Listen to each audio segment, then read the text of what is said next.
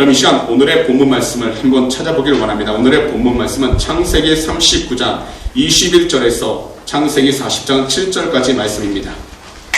창세기 39장 21절에서 40장 7절까지 말씀입니다. 그럼 이 시간 제가 대신 봉독해 드리도록 하겠습니다. 야훼께서 요셉과 함께 하시고 그에게 인자를 더하사 간수장에게 은혜를 받게 하시매 간수장이 옥중 죄수를 다 요셉의 속에 맡김으로 그 재반 사물을 요셉이 치리하고 간수장은 그의 손에 맡긴 것을 무엇이든지 살펴보지 아니하였으니 이는 야훼께서 요셉과 함께 하심이라. 야훼께서 그를 범사에 형통하게 하셨더라. 그 후에 애굽 왕의 술 맡은 자와 떡 굽는 자가 그들의 주인 애굽 왕에게 범죄한지라.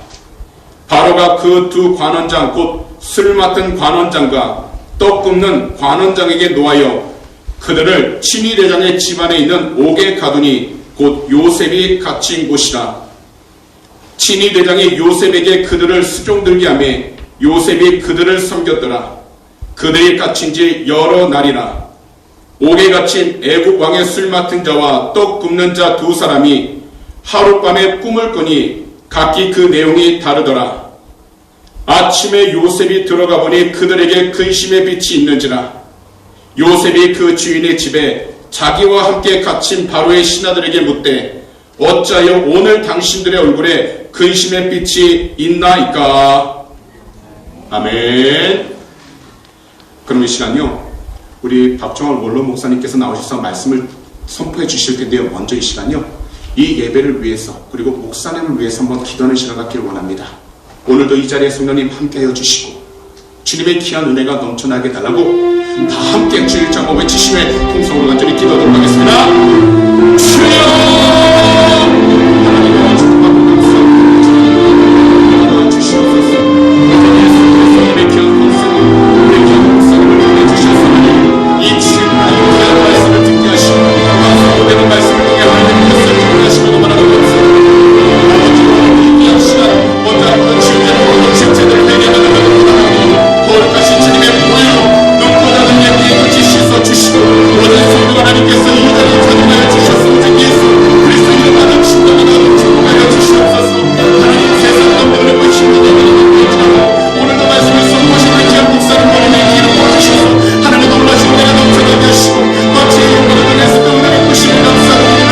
오늘 우리의 마음들을 주님께서 주관하시고 그 마음들을 준비하여 주셔서 오직 하나님의 말씀에 선포되기 때 주님의 영광을 주님의 뜻에 숨겨가 나오도록 은혜를 허락하여 주시옵소서. 오늘도 주님께서 함께해주시니 감사합니다. 이 모든 말씀 그리고 저 예수 그리스도 이름으로 간절히 기도하옵나이다. 아멘. 그럼 이 시간요 박정원 원로 목사님 나오실 텐데요, 먼저 하나님께 영광 그리고 우리 목사님께 환영의 박수 한번 올려드리도록 하겠습니다.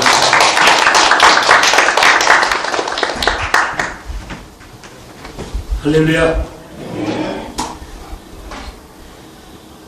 전 예배 찬양을 드리면서요, 이 찬양팀들이 장군 체육관 같은 그런 엄청난 규모에서 찬양을 인도하시는 찬양팀인 줄 착각을 했어요. 정말 아주 찬양이 뜨겁구나. 설교보다도 그냥 하루 종일 우리 팀들과 함께 찬양만 불렀으면 참 좋겠습니다. 찬양에 아주 기름 부음이 있고요. 인도자와 또 반주 드럼 아주 너무 찬양을 부를 때 아들나들이 이사하고 싶다 이런 생각이 듭니다. 정말이에요. 감사합니다.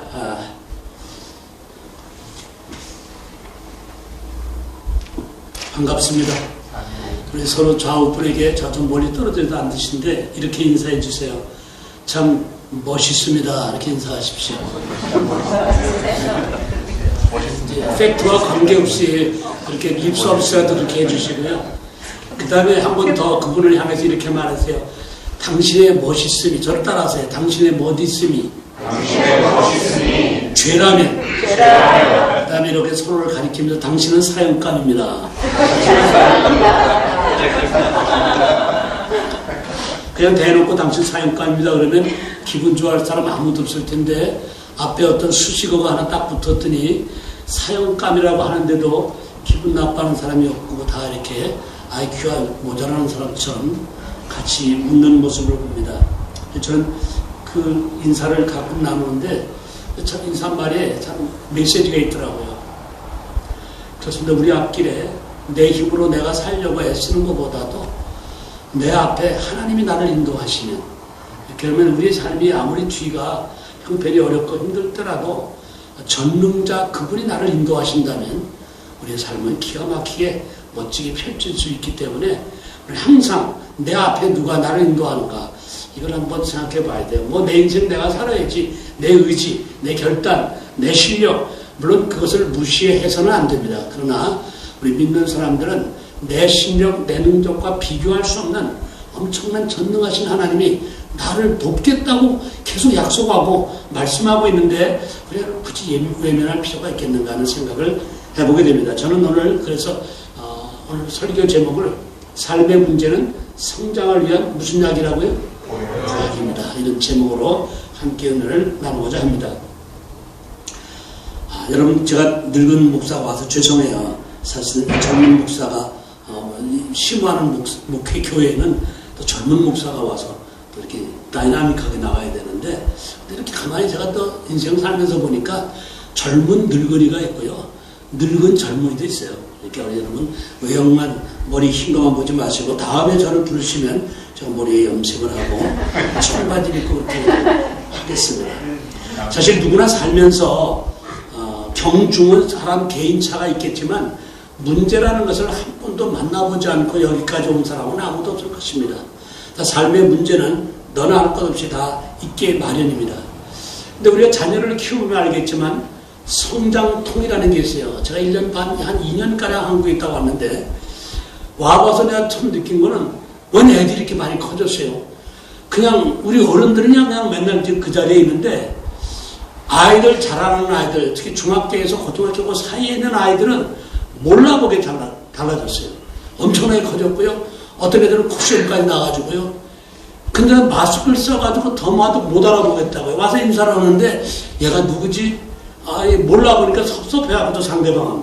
전데요? 그럼 마스크를 이렇게 보는데 아무개 아들, 아무개 딸 같은데 엄청 커진 거예요. 애들이.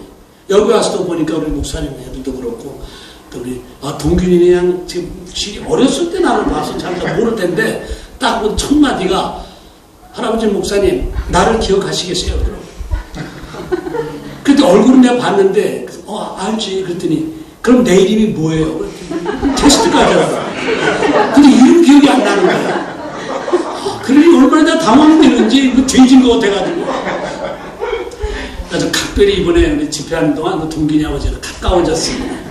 근데 동균이가 지금 나더라고요. 할아버지 목사님 일주일만 더 계세요. 그러더라고요. 일주일만.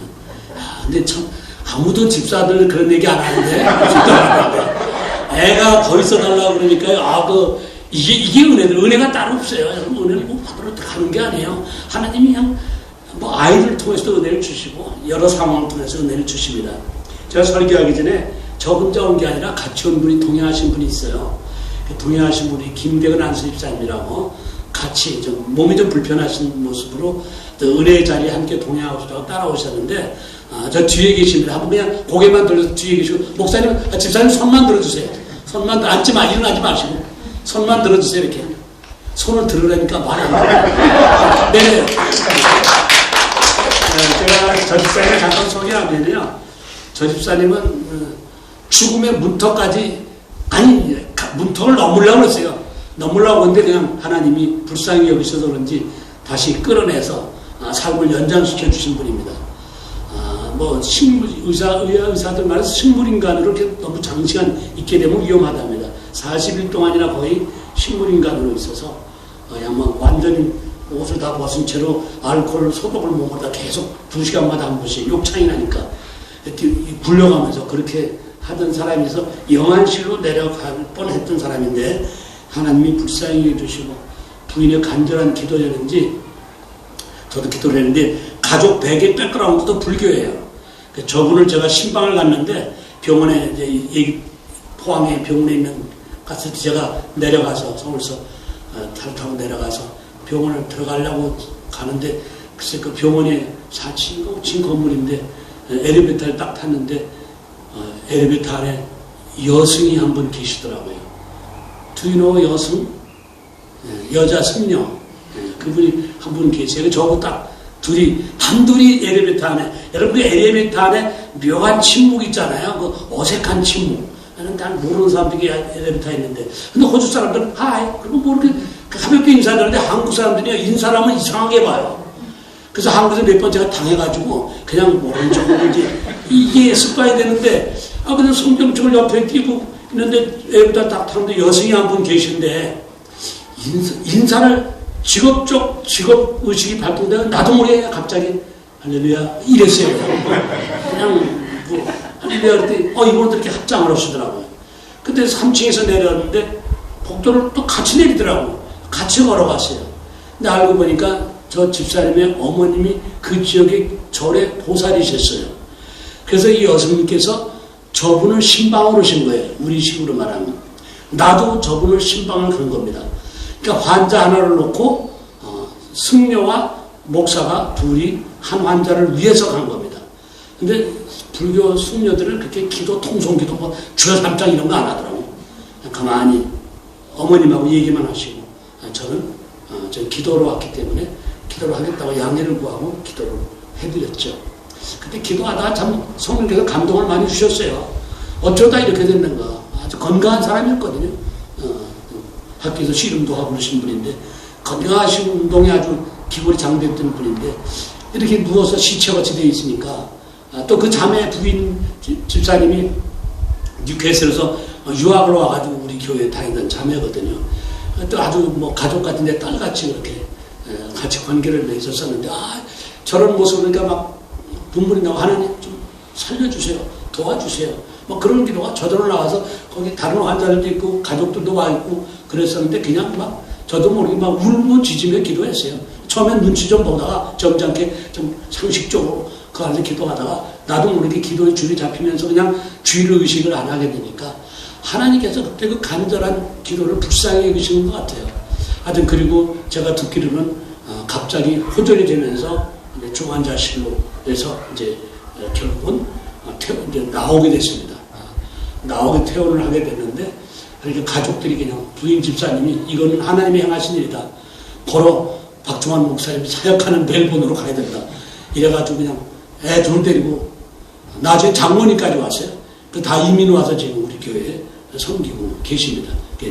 교회 와서 신앙생활 저분도 하시고 그러다 지금 우리 교회 안수 집사님 되셔서 그때 너무 상태가 위급해서 의사들이 생명 살리는 데만 치중을 했지 교통사고가 엄청 크게 나가지고 온 다리 쪽에 뼈가 다 부스러졌는데 그 다리뼈는 중요하지 않으니까 그냥 생명 살리는 데만 치중을 했기 때문에 다른 쪽 부위에 좀 수술 관계를 좀 응급히 하느라고 좀 소홀했던 것 같아요. 그래서 그때 무리가 그때 와가지고 호주생활 하시면서 열심히 일하시다가 조금 무리가 돼서 요즘 얼마 전에 수술하시고 다시 지금 또 재수술을 받아야 되는 상황입니다. 사실 지금 왔다 갔다 이동할 수 있는 상황은 아닌데 제가 여기 온다니까 갑자기 마음에 이렇게 제가 마음에 같이 가고 싶다는 생각이 들었는데 알고 보니까 또 우리 담임 목사님께서 모르는데요. 담임 목사님도 왜 그렇게 했는지 우리 집사님한테 새해 카톡을 보냈더라고요. 문안 인사로.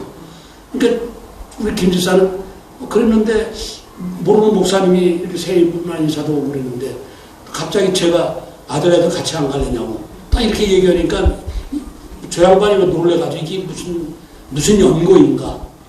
그래서 순종하고 따라오셔서 또 우리 집사님 말씀에 의하면 우리 집사님들이 불편하신 몸인데도 옆에서 정말 이렇게 잘 도와주시고 서포트해주셔서 너무너무 감사하시고요. 또 저를 따라서 이렇게 동행하신 것도 처음이기 때문에 집사님께서는 굉장히 마음에 큰 은혜를 받고 계세요. 그래서 어저께는 여기 아이들이 많아서 아이들이 너무 이쁘고 귀엽더라고요. 아이들이 피자 파티를 열어주셔서 아주 감사합니다. 아무튼 그래서 같이 왔는데 우리 한번 하나님께 감사합니다. 우리 박수 한번 해주실래요? 자, 오늘 본문은 여러분이 교회 다니는 사람 다 아는 요셉의 이야기입니다. 다 알아. 요셉 이야기 다 모르는 사람이 어디 있어요. 근데 다 안다는 게 함정이더라고요. 안다는 것 때문에 더 깊숙이 못 들어가요. 안다는 것 때문에 어떤 좀 더 깊이 연구하고 더 성숙함으로 나아가는 길에 소홀이 될 때가 있다는 것입니다. 그래서 저는 가끔 설교할 때 그런 얘기를 하는데 설교는 귀로 듣는 것이 아니라 가슴으로 들어야 된다. 가슴으로 들을 때 가슴으로 어떻게 듣는가 뭐 그건 좀 형이상학적인 말 같지만 그러니까 가슴으로 듣겠다는 말은 저 말씀을 내가 놓치지 않겠다. 저게 하나님의 말씀이기 때문에 나에게 주는 음성이다 라고 듣겠다는 그런 자세를 말한다고 볼 수가 있습니다. 왜냐하면 제가 이 목회하면서 보니까 무슨 일이든지 반복하면 익숙해집니다. 익숙하다는 거하고 성숙하다는 것은 분명히 다른 문제입니다. 그런데 익숙한 사람들이 대개 자기가 성숙한 걸로 착각을 해요. 그런 걸 가리켜 미숙이라고 해요. 내가 그런 사람 미숙한 사람이다 그랬더니 우리 교회 김미숙 권사라는 분이 계세요. 목사님 꼭 날 보고 얘기하는 것 같아. 아니야. 성숙과 익숙은 분명히 다른 문제입니다. 물론 오랜 경험을 하다 보면 신앙은 오랜 경력이 천불은 될 줄 모릅니다. 그러나 신앙의 경력, 교회의 직분, 목사, 장로, 그런 것들이 권사 이런 것들이 꼭 신앙의 경력 자체가 그 사람이 성숙한 사람이다라고 인정될 수 있는 서티피케이트는 될 수 없다는 것입니다. 물론 변화와 성숙으로 나아가는 중요한 요소는 될 수 있습니다. 그래서 어제도 그 음식 얘기를 했는데 어떤 음식은 오래되면 썩어요. 부패해서 상해서 못 먹어요. 그런데 어떤 음식은 오래될수록 그 음식이 깊은 맛을 냅니다. 제가 우리 집사람이 된장을 담그거든요. 근데 우리 집사람들이 된장을 그렇게 좋아해요. 제가 좋아하는 메뉴가 강된장. 그래서 우리 집사람이 그냥 둘이 있으면 그냥 양푼에다가 보리밥 비벼갖고 강된장을 비벼서 우리 성도들은 아우 목사님은 좋으시겠어요. 사모님이 요리를 잘하시고 그래서 맨날 좋은 것만 잡수겠어요. 근데요 그 모르는 소리예요. 집사님들이 우리 집을 방문해야 저도거든요. 식당을 잘 몰라서 양푼에다 수저 2개 탁 꽂아 놓는 거예요. 그리고 식탁에도 안 앉아요. 그냥 바닥에 앉아서 썩썩 비벼. 근데 맛은 있어요. 이게 뭐 각종 게 다 들어갔기 때문에 맛은 있습니다만 뭐냐면 그냥 그 비주얼은 그냥 영 아니죠. 근데 뭐 우리 집사님들은 내가 매일매일 이 남주의 고급 요리를 매일 먹는 줄 알고 매일 칼질하는 줄 알고 그러는데 정말 말씀. 근데 집사님들이나 외부 손님들이 오면 되게 신경 써서 잘 하십니다. 혹시 가능하신 분들은 멜번에 오셔서 저 주시면 제가 잘 여러분 때문에 얻어먹을 수 있겠습니다. 여러분 성경 속에는 여러 상황들이 사건들이 나오죠. 그리고 또 등장하는 인물들이 있습니다. 그런데 성경 속의 이야기, 성경 속의 인물인데 그게 오늘 살아가는 나하고 무슨 관계가 있느냐 이렇게 생각할지 모르는데 참 신기해요. 성경만큼은 성경 속의 사건에는 항상 메시지가 있어요. 그리고 그 메시지가 오늘 시대가 뭐 다르죠. 옛날 100년 전하고 다른 제가 지금 75세인데 50년 전만 해도요 핸드폰이 있었어요. 핸드폰이 어저께 잠깐 집사님은 그런 얘기인데 다이얼 따르르 그것도 제가 서울 사람인데도 서울에 집집마다 전화가 있었냐? 아니야. 부잣집에만 전화가 있었어. 근데 그 집하고 잘 지내놓으면 그 집 전화번호를 알려줘가지고 그 집으로 전화하면 그 집에서 사람이 와서 전화가 왔습니다. 그러면 달려가서 전화를 받고 이런 데가 있고요. 흑백 텔레비 하나 있으면요. 그 집에 그냥 기민이가 레슬링 할 때마다 막 거기 그 집에 가서 어떻게 들어가려서 레슬링 보려고 칼라 텔레비 있는 집이다. 뭐 굉장히 부잣집이라고 생각을 했던 때예요. 지금 얘기하면 우습잖아요. 제가 조심해야 하는 게 젊은 사람들부터 옛날 얘기, 그때는 이랬다, 그때는 이러고 생각하면 그 다음부터 안 듣는다고야. 그래서 그때 얘기는 안 하려고 하지만 성경만큼은 안 그래요. 성경 속의 사건, 성경이 주는 메시지는요, 성경 말씀 변함이 없습니다. 이건 시대가 바뀌고 미국 사람이나 한국 사람이나 동서양을 넘나들 수 있고요. 시간과 공간을 초월한 진리예요. 그리고 이 말씀이 참 신기합니다. 어저께도 세미나 때 성경에 대해서 잠깐 얘기를 했지만 성경이 한 권으로 완성되는데 1500년 걸렸습니다.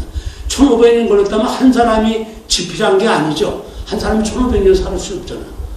1500년 걸렸는데 사람이 동원된 사람이 40명이 넘는다고 그래요. 근데 40명이 한 자리에 모여서 쓴 책이 아니에요. 다 다른 데가 다르고 시대가 다르고 문화가 다른 그런 사람들이 성경을 썼어요. 그런데 신기하게 이게 물 흐르듯 한 곳을 향해서 흘러가고 있고요. 그게 다 연결이 되어 있어요. 구약과 신약이 연결되어 있고요. 사건과 내용이 우리에게 주는 메시지가 있다는 것입니다.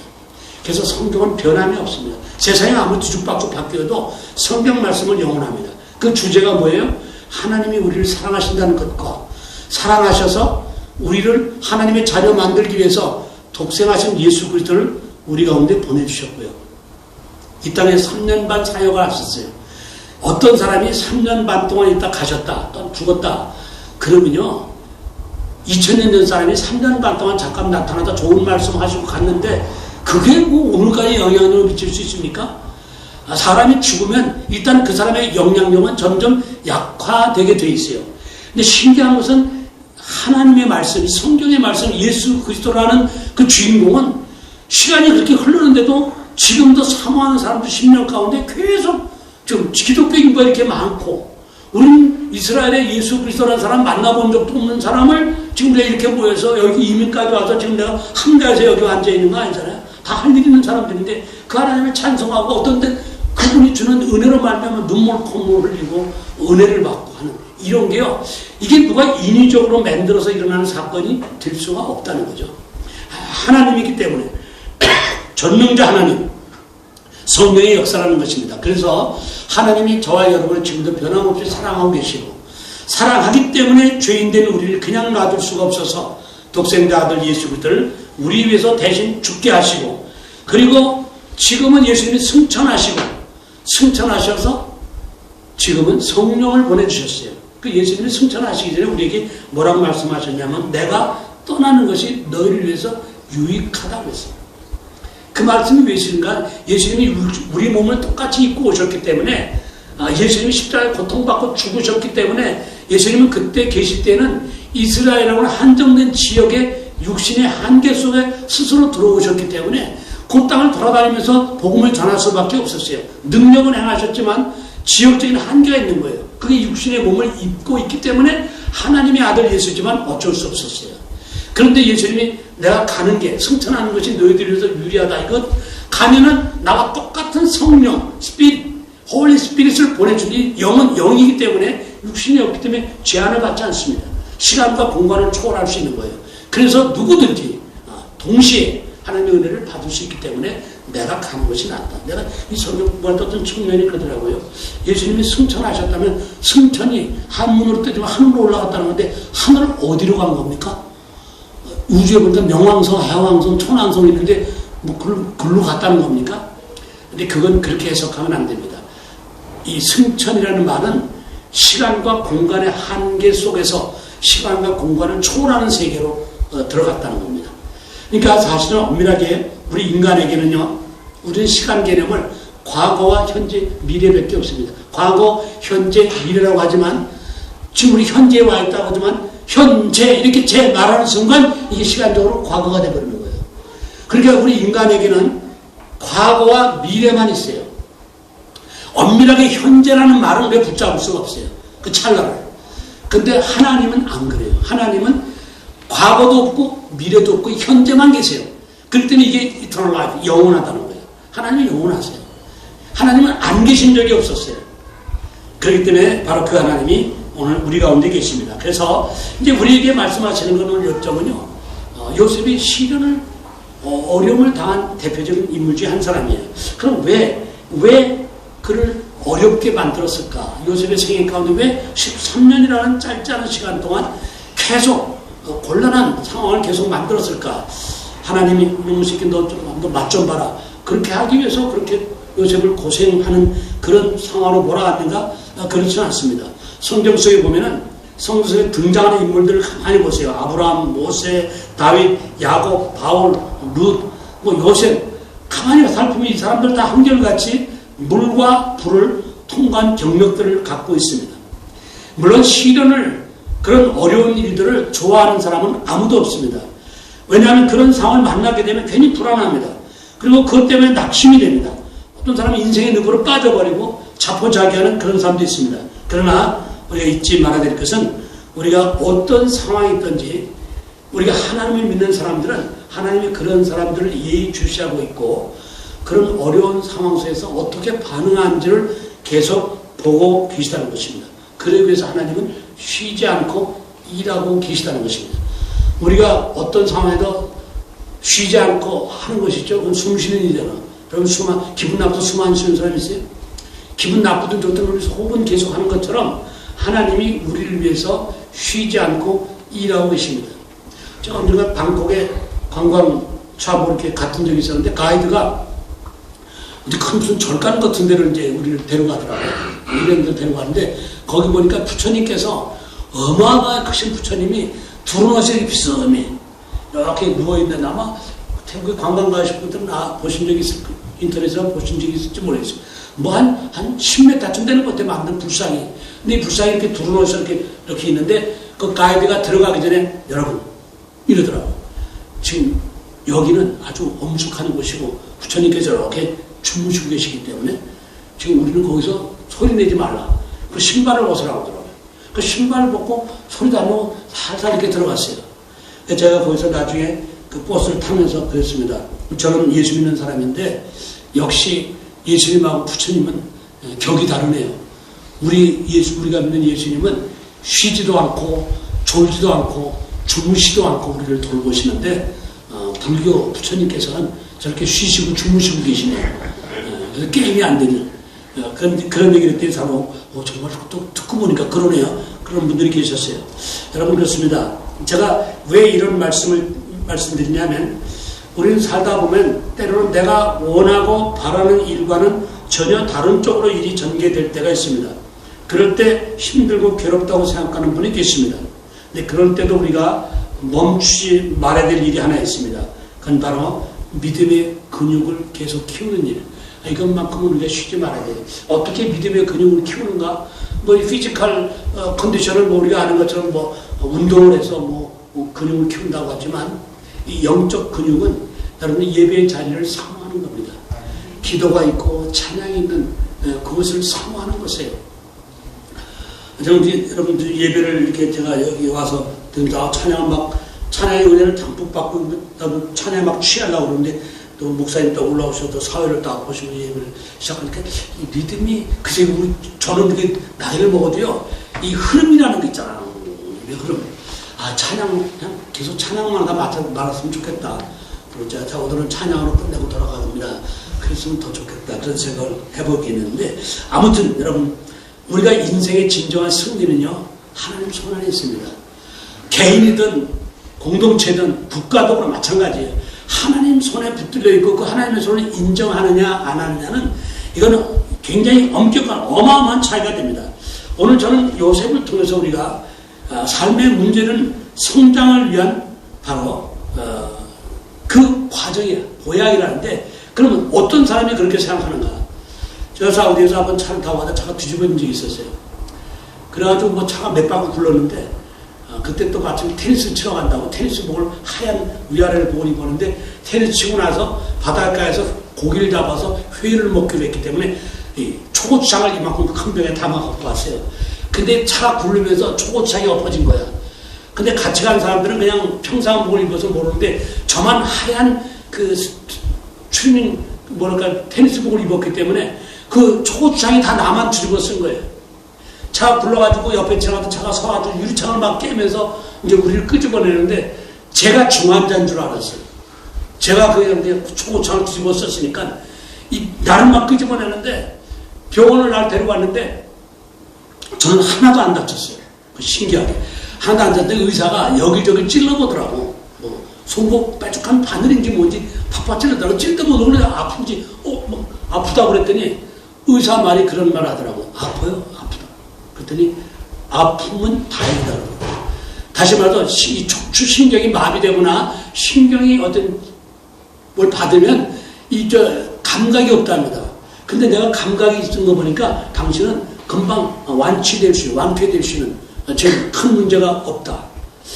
그때 제가 설교를 준비하면서 그런 생각이 나더라. 아픔. 그 문제는 삶의 보약이 될 수 있구나. 아이들도 기르면서 여러분 성장통이라는 게 있지 않습니까? 아이들이 막 자랄 때 아까 그 얘기를 다 하는데 성장통이라는 과정이 있어요. 급격히 애들이 성장할 때 통증을 수반한대요.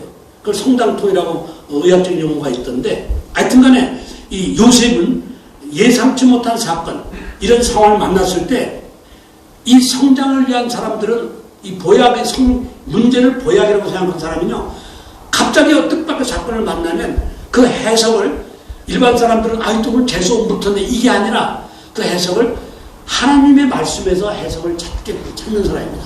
왜 이런 사건이, 왜 이런 고통, 왜 이런 문제가 지금 내가 안고 있지? 라고 한번 이것을 여기서 내가 해답을 찾아보겠다. 하나님과 나의 관계에서 찾아보겠다고 방향을 잡는 거예요. 요셉을 보시죠. 요셉은 17살 나이에 아버지 심부름으로 형들을 찾아간 거예요. 그럼 형들을 오랫동안 못 봤기 때문에 형을 보고 싶은 거예요. 아, 형들을 만나면 얼마나 기분 좋을까. 그 형을 딱 형들이 있는 곳에 갔더니 마침 그곳에 가니까 없어. 형들이 없어. 거기 있다는 말을 듣고 가는데 없어. 그 사람들한테 물어보니까 다른 데로 세겜이라는 곳으로 이동을 했다는 거예요. 양들을 치고 목축을 하는 사람들이니까 이동을 하거든요. 오늘 이동했다 해서 그 소문을 듣고 거기 따라갔습니다. 저기서 형들이 있는 걸 봤어요. 그러면 형들이 열몇 애들이 형들이 있으니까 와 형들이 저기 있구나. 그 저기서 형들이 보니까 동생이 오는 거야. 그럼 그 동생이 그 먹을 걸 들고 아버지 심부름으로 오면 형들이면 어떻게 돼요?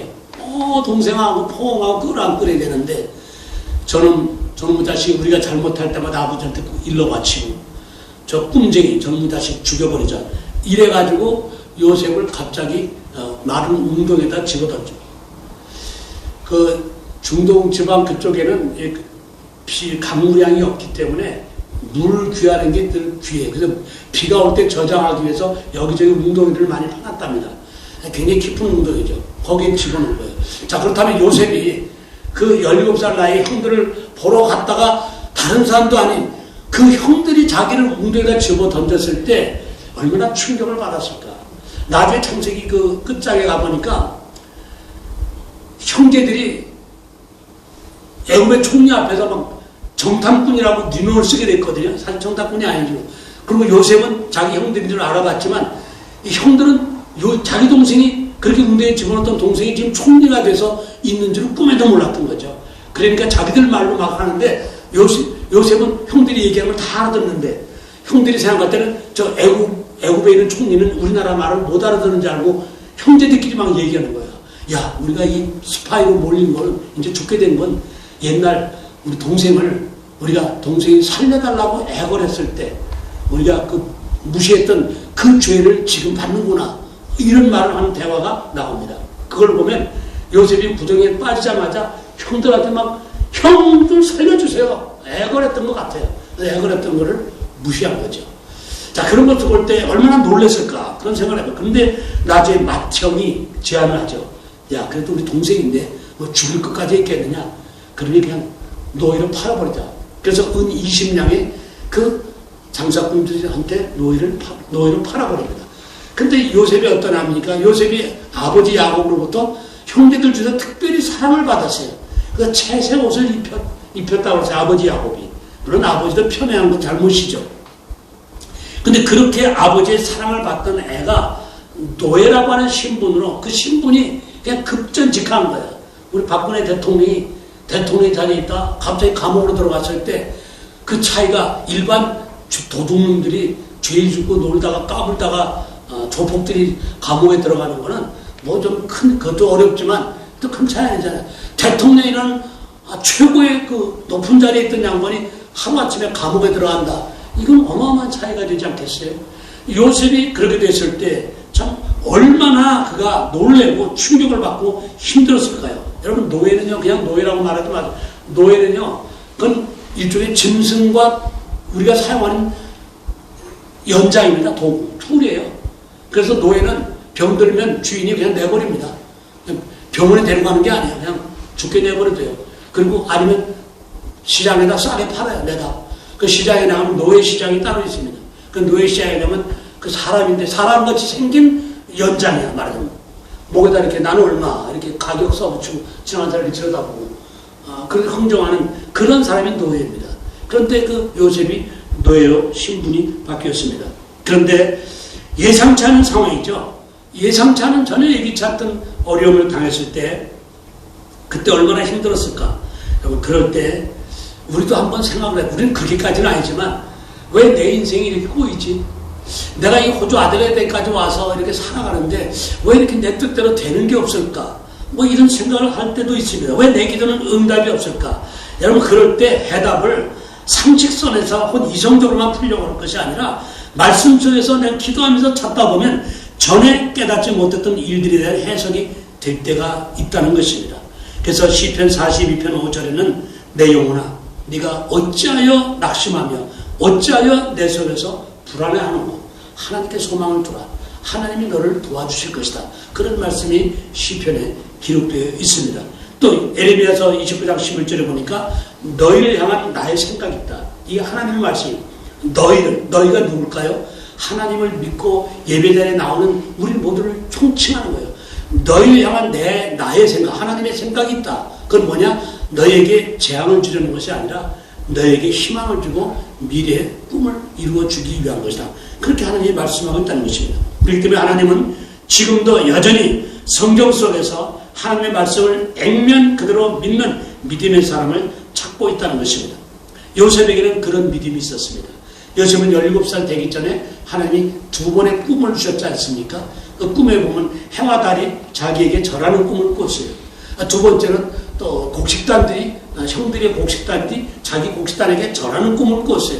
근데 이런 꿈을 꿔도 그냥 가슴에만 간직하고 있어야 되는데 철없이 그냥 형들 앞에서 얘기한 거야. 형들이 곡식단이 나한테 절하대. 근데 나중에 그냥 아버지 엄마까지 절했다고 그러니까 아버지 엄마도 화가 나가지고 그냥 내가 정말 그렇게 된다는 말이야. 근데 요셉은요 그냥 그게 계산하고 얘기한 게 아니라 순수하게 그 꿈이 너무 신기해서 이 같은 꿈을 내용은 같은 거예요. 그 형상은 달라도 내용은 같은 거예요. 2번 꿨다. 성경에 2번은 증인의 숫자입니다. 하나님이 확실하게 해주겠다는 거예요. 그런데 아직 그 꿈이 이루어지지 않고 내가 지금 노예로 팔려왔잖아요. 그렇다면 요셉은 어떤 생각을 했을까? 아니 그럼 꿈은 뭐야? 그 하나님이 분명히 이렇게 해주겠다고 꿈을 나한테 주셨는데 그 꿈이 아직 안 이루어진 거 보니까 지금 내가 처한 이 상황은 언젠간 반드시 지나갈 거다. 이런 기대와 소망이 마음속에 있게 됐다는 것입니다. 여러분 성경 곳곳에서 요셉이 예기치 못한 상황을 만날 때마다 반복적으로 등장하는 구절이 있어요. 오늘 읽은 말씀이 또 있는데 노예로 팔려갈 때 39장 2절에 보니까 야훼께서 요셉과 함께 하심으로 또 노예로 팔려갈 때도 그렇고 나중에 억울한 누명을 쓰고 성추행범으로 몰려서 감옥에 들어갈 때도 창세기 39장 21절에 보니까 야훼께서 요셉과 함께 하심으로. 그러니까 아니 하나님이 함께 한다면 좀 뭐 멋지게 일이 전개되어야 되는 거 아니야? 근데 뭐 노예로 가고 뭐 감옥에 들어가고 이건 안 좋은 상황인데 근데 그걸 보면 상황이 중요한 게 아니라 그런 상황 속에 누구와 함께 있느냐 이게 더 중요하다는 거죠. 누구와 함께 있느냐. 하나님이 함께 계시다면 하나님은 끝까지 그 인생을 그렇게 그냥 노예로 그냥 감옥에서 누명 쓰고 거기서 죽게끔 내버려 두실 하나님이 아니라는 거죠. 하나님의 어떤 계획이 숨은 계획이 있다는 것입니다.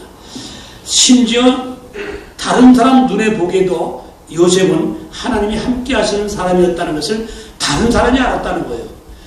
이 간수장이 죄수들을 이제 요셉에게 맡겼다? 아니 요셉도 죄수인데 죄수한테 다른 죄수를 맡겼다.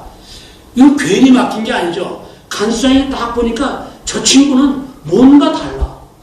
죄수는 죄수인데 전혀 아니야. 그래서 그 요셉에게 맡기는 것을 바로 볼 때 그렇구나. 그렇게 여러분 살다 보면 뜻밖의 예상치 못한 행운도 있을 때 있지만 행운이야 뭐 그건 문제가 없죠. 그러나 예상치 못한 불행한 사건이나 상황을 만날 때도 있습니다. 어떤 상황 속에서 우리가 눈을 들어서 주를 바라보는 이유는 한 가지요. 로마서 8장 28절 롬 8:28 그러죠. 유명한 말씀이죠. 하나님을 사랑하는 자 곧 그 뜻대로 부르심을 입은 자들에게는 모든 것이 합력하여 선을 이룬다. 여러분 그렇습니다. 모든 일에 능하신 하나님께서 불행한 일, 슬픈 일, 실패한 일, 꼬인 것 같은 그런 일도 어떤 상황도 하나님의 은혜의 길로 축복의 길로 향하는 길목이 되게 하실 수 있는 분, 그분이 우리가 믿는 하나님인 줄 믿으시길 바랍니다.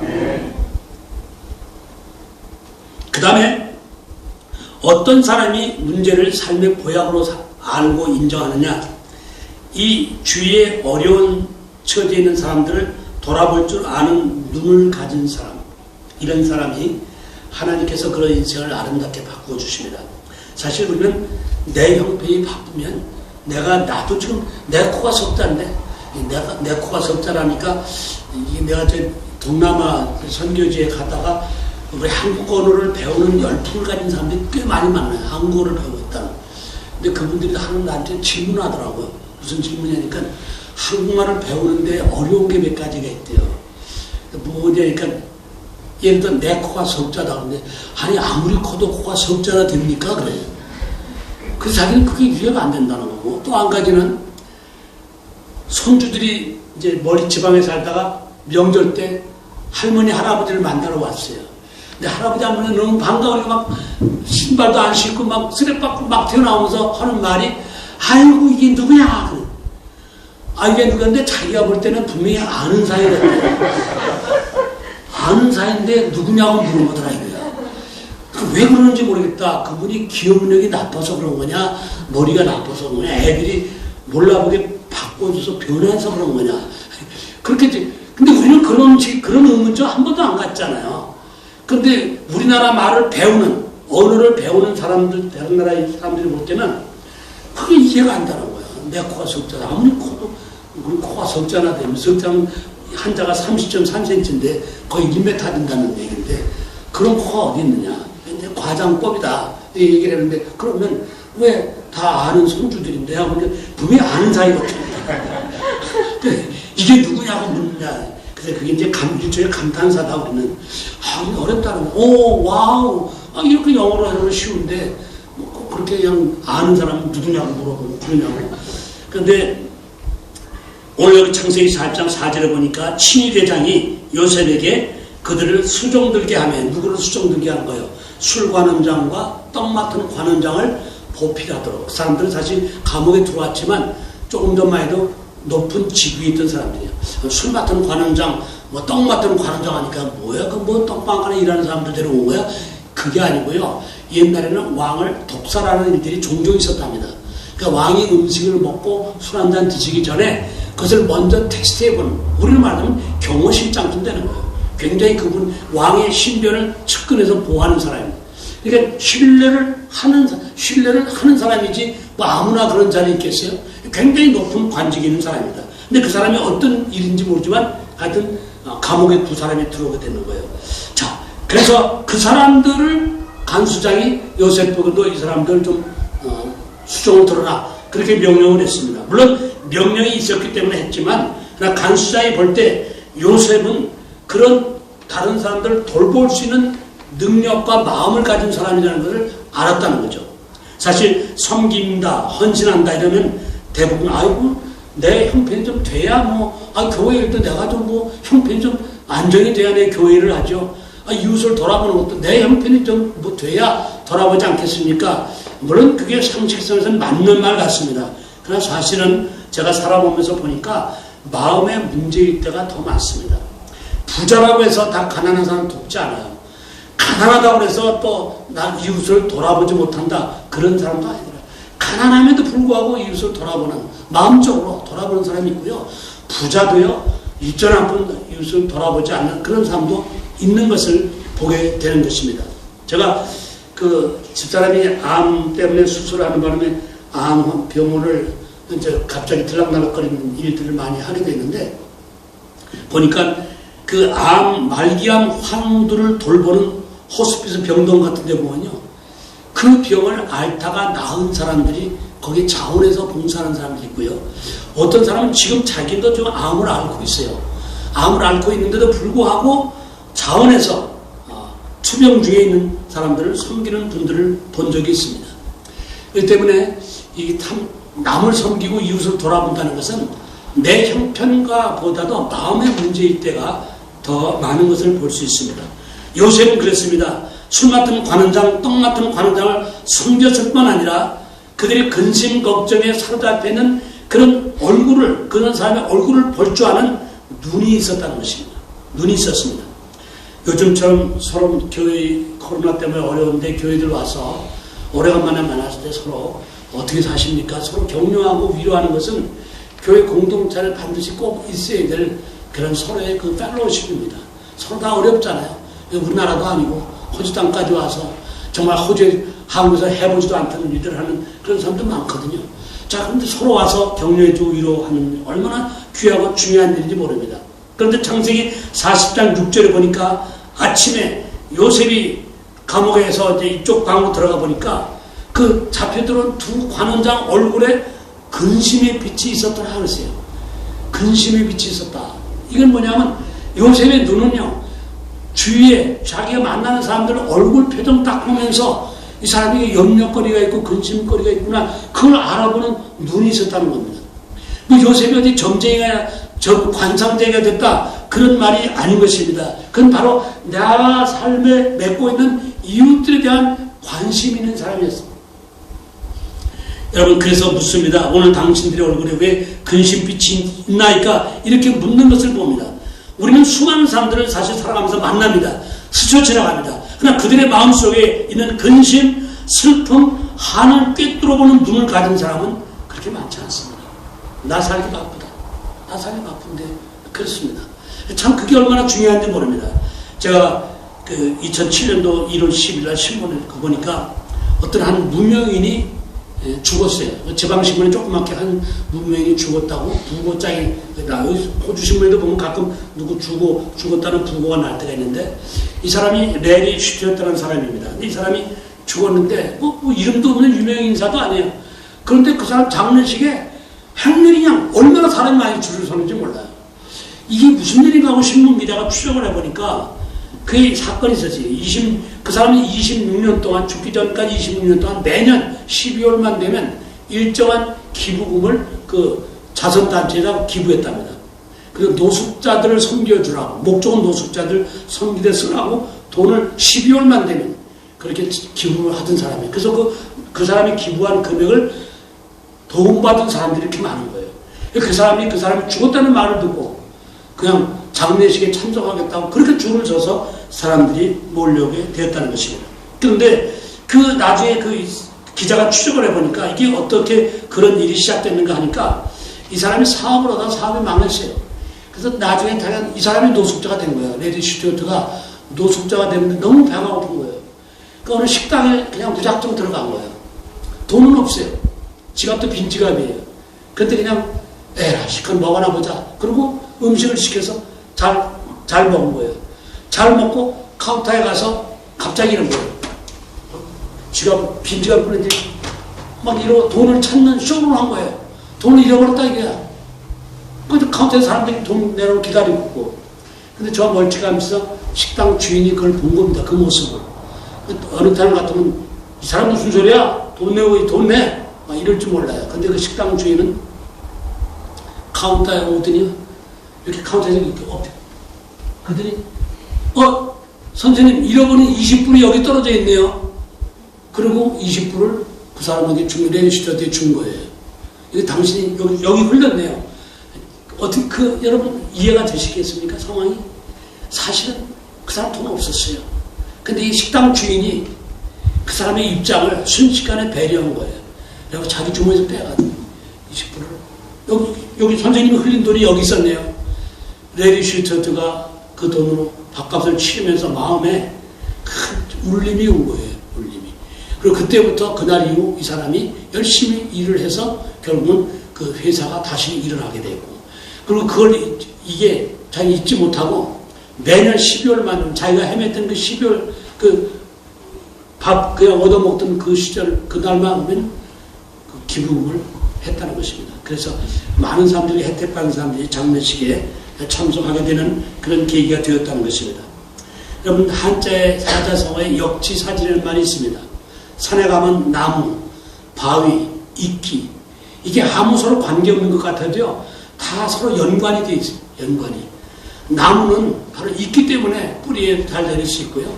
또 숲이 있어 있게 되고요. 다 서로 관련 있는 겁니다. 우리가 서로 다 성이 다르고 지금 삶의 스타일이 다 다르고 배경이 다 다르다 할지라도 사실은 우리가 서로 돕고 살기에 되어 있습니다.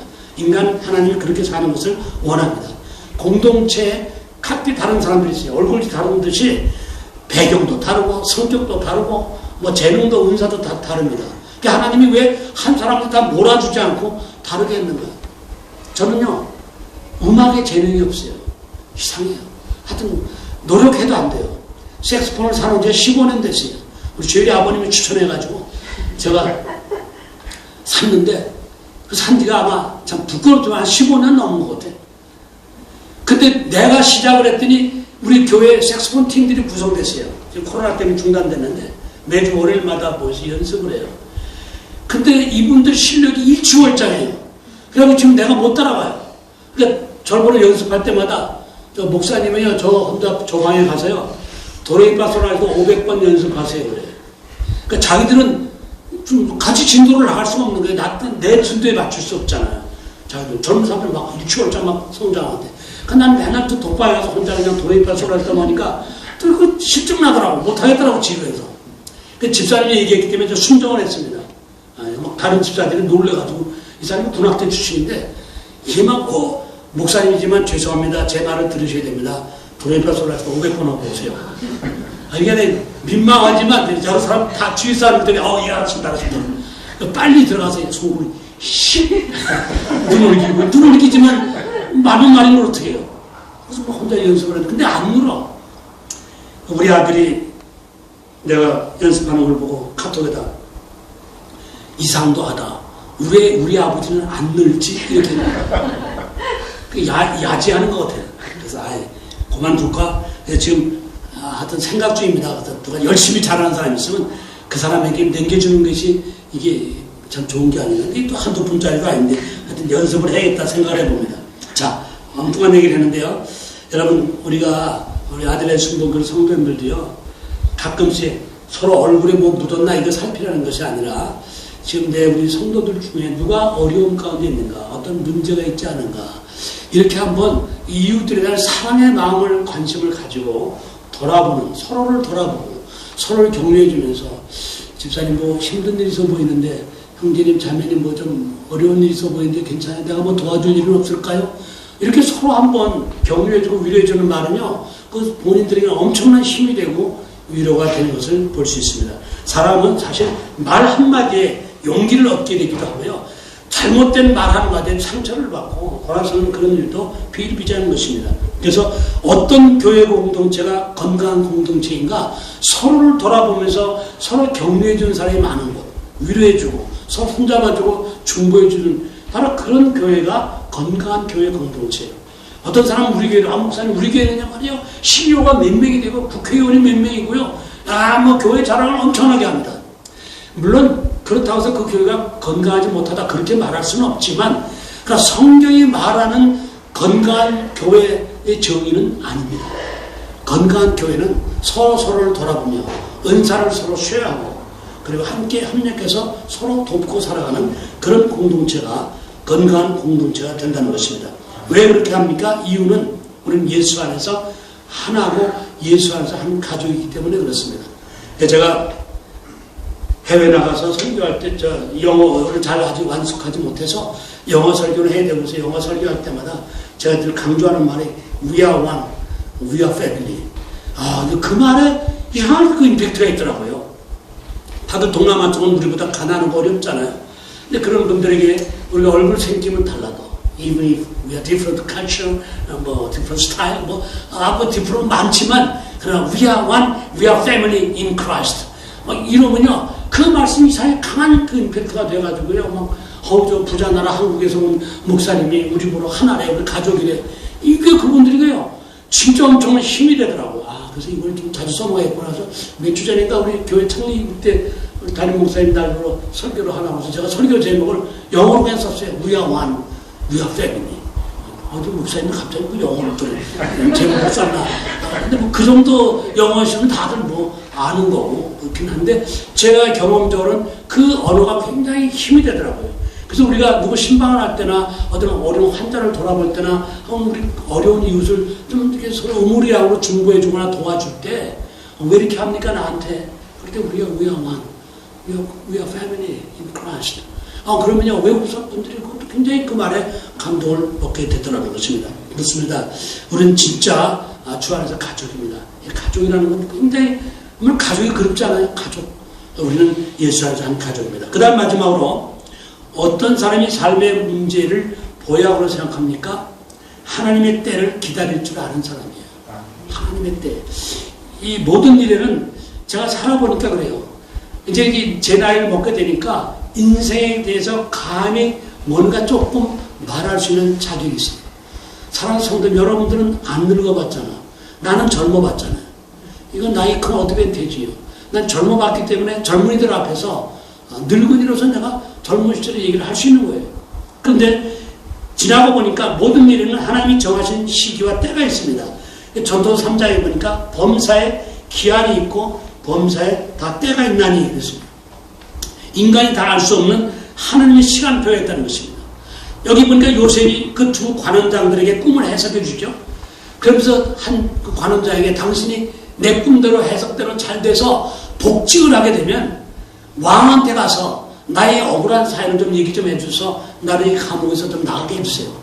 근데 그건 사실 뭐 총탁이 아니라 사실대로 팩트를 얘기한 거예요. 난 억울하게 들어왔다. 난 누명 쓰고 들어왔는데 왕한테 좀 얘기 좀 해달라. 그렇게 창세기 40장 14절에 15절에 보니까 그렇게 말합니다.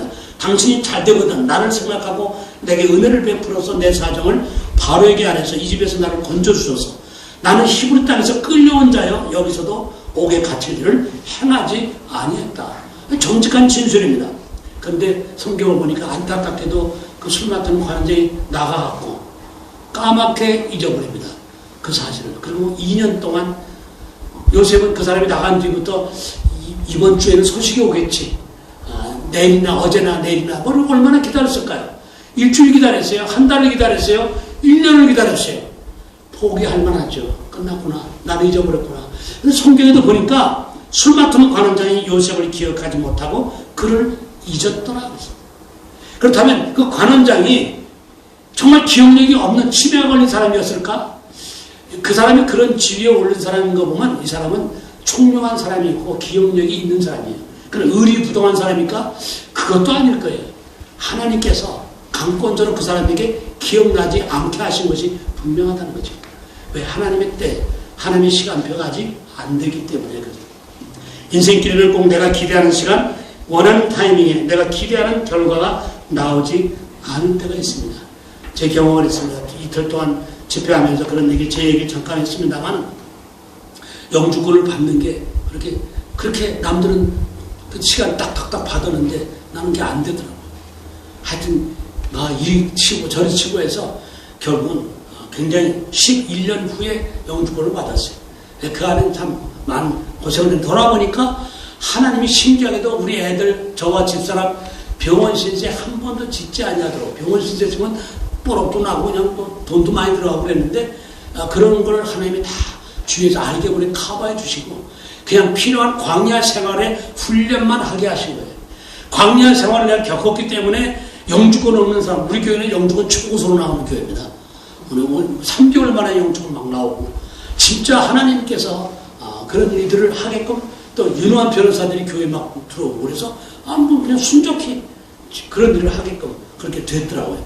그래서 참 그게 너무나 감사해요. 자, 요셉은 나갔는데 금방 나갈 줄 알았는데 감옥에 나가게 될 줄 알았는데 그 사람이 왕에게 진원해서 나올 줄 알았더니 2년 동안 바로 까맣게 잊어버리고 그냥 자기는 감옥 생활을 하게 됐습니다.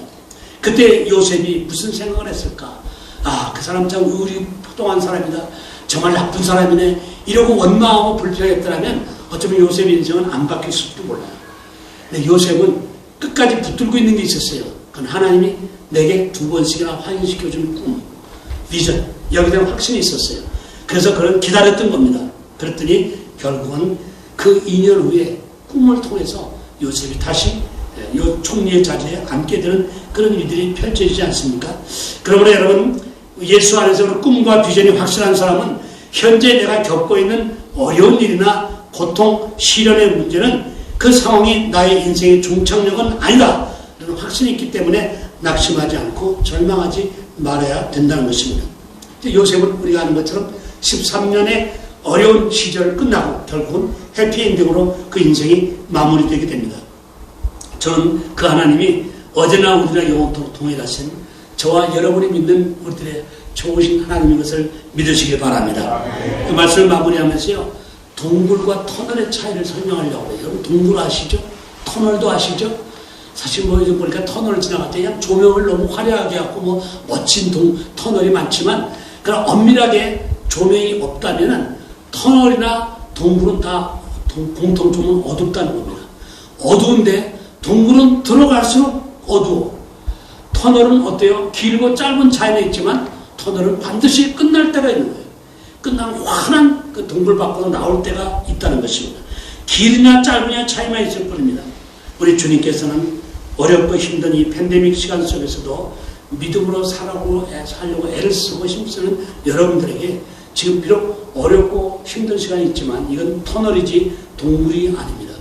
주님 안에 있어야 한다는 조건이 있습니다. 제가 영상을 하나 준비했는데 혹시 영상 그 영어로 된 없나요? 네. 있네요. 고맙습니다.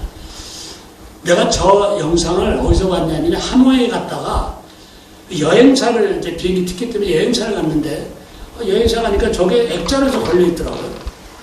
제가 얼마 전에 우리 교회에서 저걸 한번 성도적으로 나왔는데 근데 저걸 보는 순간 저는 갑자기 메시지가 확 들어오더라고요. 이게 직업병이죠. 자, 저기 왜 굿, 좋다. 근데 거기에 하나님이 없어. 마이너스 거. 그랬더니 니코로 제로. 저 뭐 영어 스펠링을 조합해서 만든 얘기지만 나는 저기 메시지를 딱 와닿더라고요. 그 다음에 제로 플러스 거, 니코로 굿. 근데요, 성경을 보니까 하나님을 믿는 사람은 무명한 자 같으나 유명한 사람이요. 아무것도 가진 것이 없는 것 같으나 모든 것을 가진 사람이다. 왕 같은 제사장이요. 하나님을 믿는 백성에게 저는 은혜가 있는 거예요. 저는 그렇게 해석했어요. 야, 아무리 세상적인 잣들을 볼 때 멋있고 잘 나가고 흉통한 것 같아도 그 인생에 하나님이 없다면 그 인생은 뻥. 나중에 결국 아무것도 없는 nothing. 그러나 지금 세상이 알아주지 않고 세상이 정말 우리를 뭐 바보 취급을 한다 할지라도 아무도 알아주지 않는 그런 제로 같은 인생이라 할지라도 만약에 내 인생에 하나님이 나와 함께 계시면 플러스 God, with Jesus 그렇게 되면은 하나님이 보시기에 좋았더라. 창세기에 보면 계속 연결되는 동일한 말씀이 하나님 보시기에 좋았더라. 이게 누구 세상 사람이 보기에 좋은 것이 아니라 하나님 보시기에 좋았더라. 그럼 나중에 하나님이 사람을 만드시고 나서는 거기다 더 하나 더 very good. 하나님 보시기에 심히 좋았더라. 그건 사람한테만 하신 말씀이에요. 사람을 만드시고 사람을 보니까 하나님께서 심히 좋았더라. 저와 여러분은 하나님 보시기 심히 좋은 인생입니다.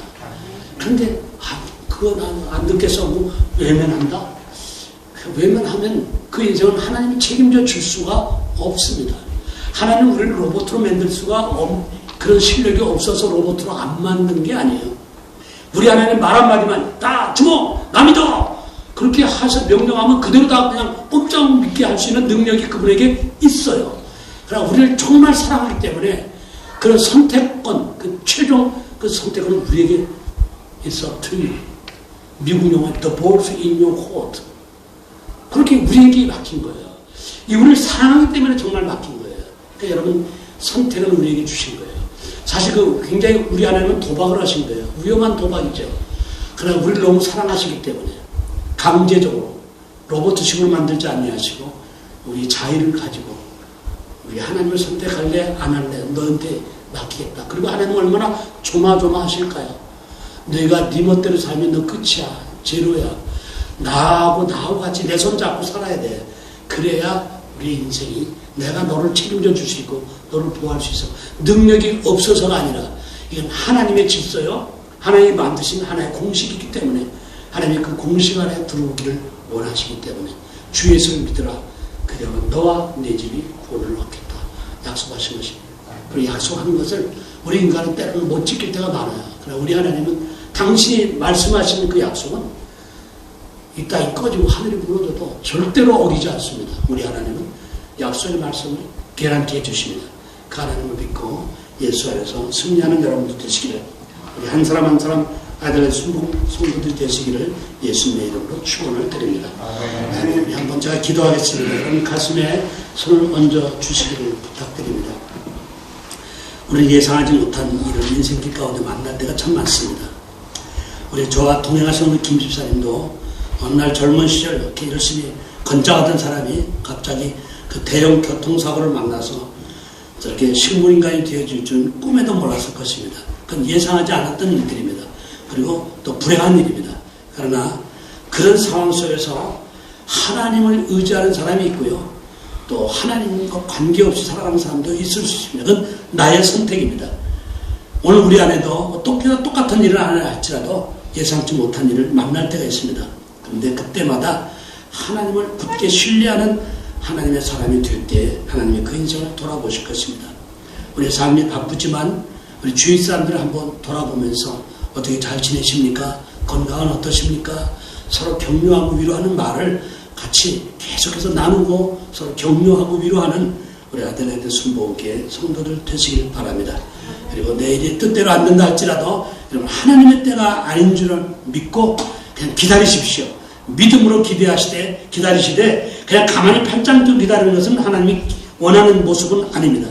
나름대로 있는 현실에서 최선을 다하는 것입니다. 그럴 때 하나님이 그 모습을 보시고 우리를 하나님의 길로 인도해 주시고 영혼이 잘된 자에게 범사가 잘되고 강건케 만들어 주실 것입니다. 그런 여러분들 주인공도 되시기를 예수님의 이름으로 다시 한번 또 축원을 드립니다. 기도합니다. 좋으신 우리 아버지 하나님, 살다 보니 예상치 못한 뜻밖의 일을 만날 때가 있습니다. 우리 모두가 지금 호흡하고 살아가고 있지만 우리가 세상 밖에 태어날 때 우리가 호주에 와서 이 시대에 살 줄은 아무도 예상하지 못했을 것입니다. 하나님께서 우리 인생을 이곳으로 인도해 주셨습니다. 우리 아버지 하나님, 섭리 가운데 진행되어진 일인 줄 믿고 매일매일 순간순간을 전능자 우리 하나님을 바라보며 믿음의 행진을 계속하시는 우리 모든 식구들 되게 하여 주시옵소서.